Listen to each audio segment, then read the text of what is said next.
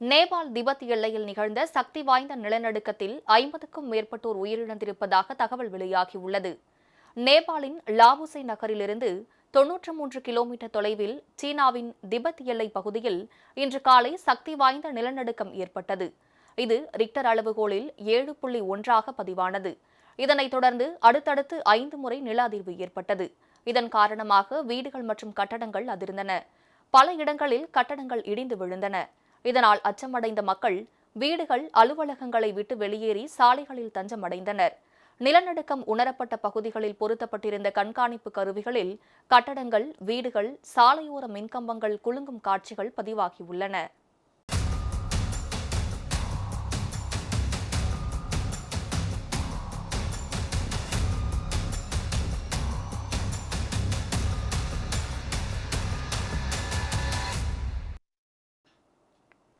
இந்த சக்தி வாய்ந்த நிலநடுக்கத்தில் சிக்கி 53 பேர் உயிரிழந்துள்ளனர். 60க்கும் மேற்பட்டோர் காயமடைந்துள்ளனர்.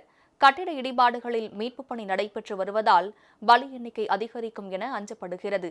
நேபாள் திபெத் எல்லைப் பகுதியில் ஏற்பட்ட இந்த சக்தி வாய்ந்த நிலநடுக்கம் டெல்லி, பீகார், மேற்கு வங்கம், அசாம் உள்ளிட்ட இந்திய மாநிலங்களிலும் உணரப்பட்டது.